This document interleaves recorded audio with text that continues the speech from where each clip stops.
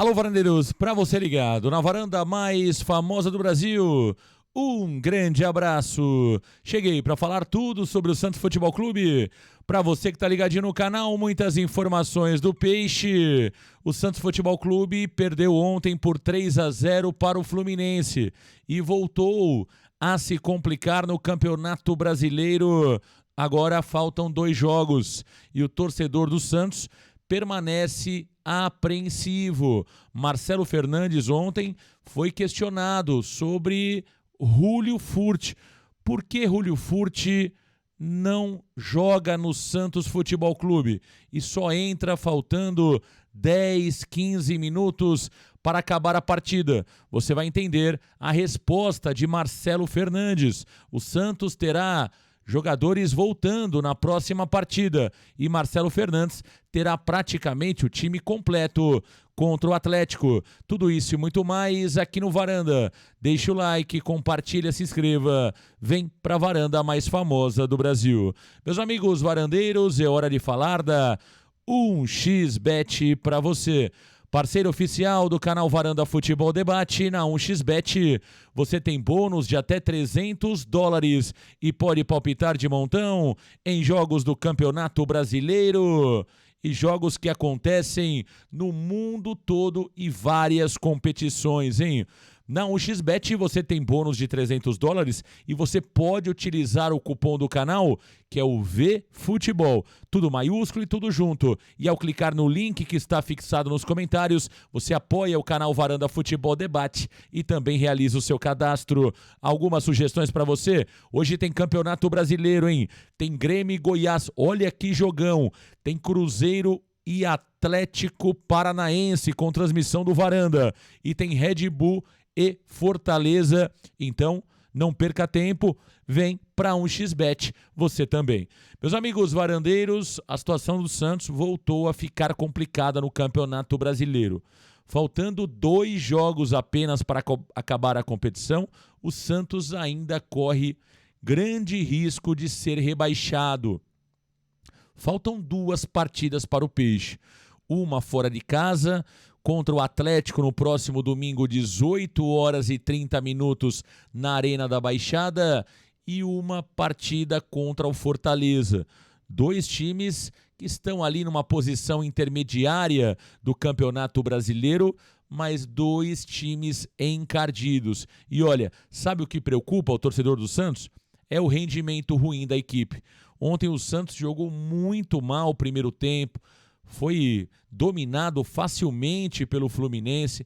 É claro que na segunda etapa o Santos até conseguiu colocar algumas bolas na trave, o goleiro Fábio fez grandes defesas, mas já era um Fluminense com 3-0 no placar, é preciso ser considerado tudo isso, né? Então o torcedor do Santos ontem, é claro que apoiou o Santos antes, durante e depois da partida. Algumas vaias foram ouvidas, mas foram abafadas rapidamente pela torcida uniformizada do Santos, que segue ali compacto junto com os jogadores e também com a diretoria de total apoio até o final do campeonato, mas a verdade é que todos os torcedores do Santos estão preocupados. O Santos, que viu a rodada não ser pior justamente por conta dos seus rivais. O São Paulo venceu o Bahia na Fonte Nova e ajudou o Santos. O Bahia está estacionado em 41 pontos, 2 pontos atrás do Santos Futebol Clube. E também o Corinthians acabou vencendo o Vasco da Gama. Se não fossem esses resultados, a situação do Santos estaria muito mais delicada. Vamos à classificação geral do Campeonato Brasileiro após os jogos de ontem. Tá aí, o Palmeiras lidera com 66, o Botafogo com 63 é o segundo, o Atlético Mineiro é o terceiro com 63 e o Flamengo, que ontem perdeu para o próprio Atlético Mineiro, é o quarto com 63. Na parte de baixo, você vê o Cuiabá em 11º com 48, já está livre. O Corinthians com chances remotas de rebaixamento, 47, é o 12º. E do 13º para baixo, tá todo mundo na confusão. Fortaleza, 45, ainda tem chances matemáticas de rebaixamento grandes. Cruzeiro, 44, também corre risco. Santos, 15º, passa por apuros ainda, 43 pontos. Vasco da Gama, 42. E o Bahia tem 41 pontos. Goiás praticamente rebaixado com 35, Curitiba com 30 e América Mineiro com 21 pontos. Tá aí a classificação geral do Campeonato Brasileiro. E olha, ontem o Marcelo Fernandes foi muito questionado pelos jornalistas que estiveram na entrevista coletiva.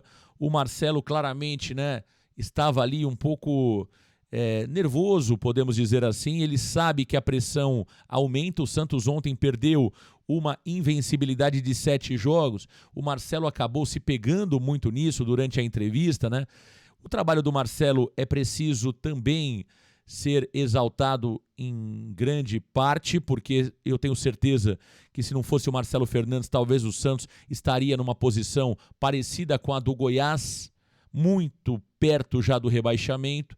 O Marcelo, no comando do Santos, fez o Santos realmente reacender a chama, manter essa chama viva. Isso é de responsabilidade, sim, do Marcelo Fernandes. Porém, o Marcelo vem errando muito nas escalações, nas mudanças. Ontem vimos, por exemplo, o Santos jogando muito mal, desde o início da partida, estratégia equivocada, Mendonça jogando como ala, claramente não funcionaria, porque o Mendonça não tem cacuete, não tem características para jogar como ala. Isso qualquer torcedor do Santos que acompanhou o Mendonça ou no Santos, ou no Ceará, ou em qualquer time que ele atuou, sabia disso. Eu falava antes do jogo, eu não me recordava de um lance que o Mendonça tinha evitado um cruzamento ou que o Mendonça tivesse dado um carrinho na linha de fundo, no sistema defensivo do Santos. Portanto, se nós que estamos acompanhando o Santos de perto, a gente não se lembra de nenhum lance do Mendonça ajudando a defesa e com, de fato, algo que possa realmente ser considerado para um ala. É claro que o Mendonça jogando como ala não daria certo. E não deu. Principalmente porque o Dodi também foi muito mal, E aí houve uma confusão muito grande, porque uma hora o Mendonça estava jogando pela esquerda, outra hora estava jogando pela direita. Deu a impressão que o Santos pensou de uma forma e executou de outra forma. A impressão que nós tivemos, para quem esteve no estádio ou para quem acompanhou a partida, é que era um catado. É que era um time bagunçado taticamente, um time totalmente desorganizado, descompassado, e realmente deu no que deu. Foi realmente um domínio muito grande do Fluminense, que literalmente colocou o Santos na roda. Agora, se o Santos não jogou bem o primeiro tempo, por que não mudar no primeiro tempo? Por que não mudar com 30, 35 do primeiro tempo? Corrigir as falhas, corrigir os erros, usar o seu banco. No intervalo, ele muda 2 vezes. Ele coloca o Gabriel Inocêncio, com todo respeito ao Gabriel Inocêncio, não vai mudar muita coisa, entrando no lugar do Dodô, que claramente o Dodô não tinha condições de jogo. O Dodô fez um jogo muito ruim, e coloca também o Maximiliano Silveira e tira o Dodi. Então são mudanças tímidas para um treinador que poderia ter sido mais ousado, poderia ter colocado o Furt, poderia ter colocado também o Wesley Patati um pouco antes. E quando ele coloca o Wesley Patati e o Furt, já estava 3-0 para o adversário. O Patati entrou bem, por mais que tenha errado muitas finalizações, um pouco afobado, tentando resolver o jogo sozinho, mas mostrou personalidade. E o Furt fez aquilo que vem fazendo há muito tempo, desde que chegou ao Santos Futebol Clube. Um jogador protagonista, um jogador que busca o gol, um jogador que se movimenta bem e se coloca muito bem. Não dá para entender porque o Furt não joga pelo menos 35 minutos por partida. Então o Marcelo falou sobre isso na entrevista coletiva. Vamos ouvir o que disse o Marcelo Fernandes ao Giovanni Afonso, setorista do Santos Futebol Clube aqui no Varanda. Tá bom. Marcelo, boa noite aqui, Giovanni Afonso do Varanda Futebol Debate. Marcelo, eu vou fazer a pergunta que acho que todo torcedor santista quer fazer. Por que não o Julio Furt? O Furt, por mais uma oportunidade, entrando no finalzinho do jogo, hoje ele entrou aos 28 do segundo tempo. Mais uma vez, quando ele entrou, ele mudou a cara da partida. E todo torcedor é nítido, quem estava no estádio, quando o Furt foi chamado por você, todo mundo comemorou. E quando ele entra, ele está fazendo a diferença. Eu queria saber por que a demora do Furt entrar nos jogos. É algum problema físico, algum problema técnico? O porquê o Furt entrar tão tarde nos jogos e mesmo nesse pouco tempo ele fazer tanta diferença? Não tem, porque o Furk é um grande jogador, como também tem o Max, o pessoal lá da frente que se esforça muito. E tem o Marcos Leonardo também, que é o jogador da posição. Está com 13 gols no Campeonato Brasileiro, a gente sabe do seu esforço também. Tem dia que ele não está bem, como outros não estão bem. E o Furk tem entrado e treinado bem. Não tem um porquê, porque ele não entra com meia hora, porque ele não tem porquê. É o dia a dia, ele está buscando o seu espaço e com certeza as coisas vão acontecer naturalmente. Temos 2 jogos, não é desespero para ninguém, a gente sabe o campeonato que a gente disputa. E assim, a gente não tem prioridade a um, porque a torcida fala ou alguém fala. Aqui são todos são importantes, o Furk realmente é muito importante e vai nos ajudar com certeza na continuação. Tá aí o Marcelo Fernandes, né? Ele claramente elogia de novo o Marcos Leonardo. O mundo sabe que o Marcos Leonardo é um dos principais artilheiros do Campeonato Brasileiro, mas isso não pode garantir cadeira cativa nem para o Leonardo nem para jogador nenhum. O Leonardo não vem jogando bem, eu continuo entendendo que o Marcos Leonardo é bom jogador, merece brigar por uma posição na seleção brasileira, é um jogador de qualidade, mas ontem canelou, ontem esteve mal, né? Por mais que a bola chegou pouco para ele, é um jogador que quando participou do jogo não esteve bem. E se você tem um jogador da qualidade do Furt, com a estrela que o Furt tem, você não pode abrir mão desse jogador e colocar com 28 minutos do segundo tempo, quando o placar já está 3-0. Então sim, o Marcelo Fernandes errou demais no jogo de ontem, tem o seu mérito. Se o Santos ainda se mantém vivo, também é responsabilidade do Marcelo Fernandes, mas precisa melhorar. Um outro ponto, o Marcelo toma um 3-0, toma um 7-1 do Internacional e é sempre o mesmo discurso. Parabéns à equipe, parabéns aos jogadores, estamos fechados, estamos juntos, eu sei o quanto esse grupo trabalha, eu sei quanto esse grupo... É um discurso que para o torcedor é complicado de ouvir, né? De novo, você não precisa criticar o jogador, acabar com ele na entrevista coletiva, mas talvez não elogiar, porque pega mal, né? Essa super proteção do paizão Marcelo Fernandes não acaba de alguma forma sendo vista com bons olhos pelo torcedor santista e muito menos pela imprensa. Então Marcelo precisa melhorar esse discurso. É claro que ele está fechado com o grupo, isso é perceptível, mas às vezes você precisa entender que você está à frente de um time gigante, de um clube gigante, que é o Santos Futebol Clube. Não dá para tratar o Santos como se trata um time pequeno. Um time pequeno, quando enfrenta o Fluminense, que é o campeão da Libertadores, perde por 3-0 e está tudo bem. O Santos não pode ser assim. É esse o Santos que nós aprendemos a gostar e aprendemos a admirar.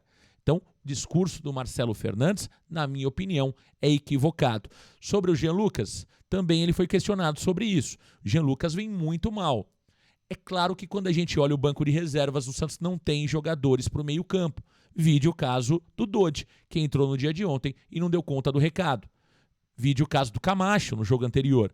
Infelizmente, o Santos sofre com algumas carências, principalmente no meio-campo e também nas laterais. Na parte ofensiva, o treinador tem mais opções. Teve a volta do Morelos, tem o Patati, tem o próprio Julio Furt, tem o Maximiliano Silveira, então ele precisaria ter mudado.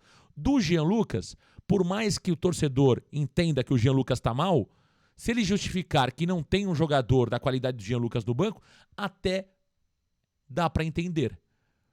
Mas não colocar o Furt realmente é inadmissível. Espero que o Marcelo mude isso para a próxima partida. É isso, meus amigos varandeiros. Um grande abraço. Valeu, galera. Tchau!